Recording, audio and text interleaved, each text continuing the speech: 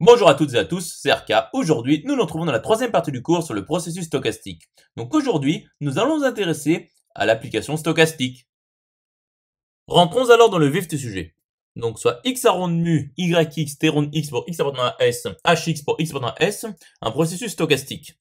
Donc soit phi, x arrond mu, yx, t rond x pour x appartenant à s, hx pour x appartenant à s, l'application de x dans le produit pour x appartenant à s de yx, qui est associé à z, l'application de S dans la réunion pour L appartenant à S de YL qui est associée à HA de Z. Nous appelons alors phi x arrond mu YX T rond X pour X appartenant à S, HX pour X appartenant à S, l'application stochastique. Et posons U ronde l'ensemble des produits pour X appartenant à S des AX appartenant à l'ensemble des parties du produit pour X appartenant à S des YX, tels que AX pour X appartenant à S appartient au produit pour X appartenant à S des T rond X, et il existe grand J appartenant à l'ensemble des parties de S telles que cardinal de grand J appartient à une étoile, et pour tout V de grand S privé de grand J, AV est égal à YV. Démontrons alors que l'image réciproque par phi x arrond mu yx t rond x pour x appartenant à s hx pour x appartenant à s de l'attribut engendré par u ronde est incluse dans A ronde. C'est-à-dire que l'application stochastique est mesurable. Donc soit le produit pour x appartenant à s des ax appartient à u ronde. Donc posons phi qui est égal à phi x arrond mu yx t rond x pour x appartenant à s hx pour x appartenant à s temporairement pour alléger les notations.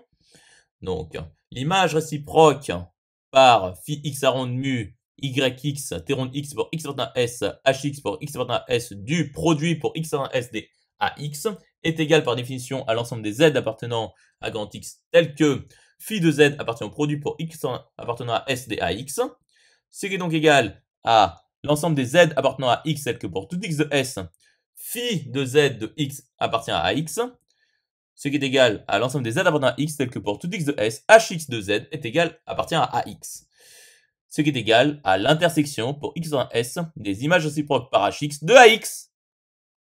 Poursuivons la démonstration. Donc nous savons qu'il existe grand J une partie de S finie, telle que pour tout V n'appartenant pas à grand J, mais dans grand S, AV est égal à YV. Donc pour tout V de grand S privé de grand J, l'image réciproque par H de AV est égale à grand X.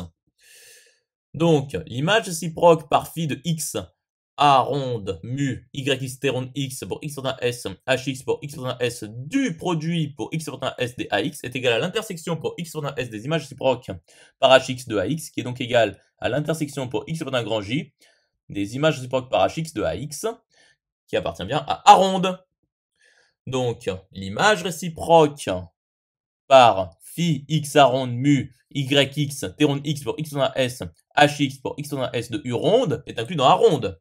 Et par le lemme de transport, nous avons que l'image réciproque par phi x A ronde mu yx t ronde x pour x appartenant à s, hx pour x appartenant à s de la tribu engendrée par U ronde est égale à la tribu engendrée par l'image réciproque par phi x A ronde mu yx t ronde x pour x appartenant à s, hx pour x appartenant à s de U ronde qui est inclus dans A ronde.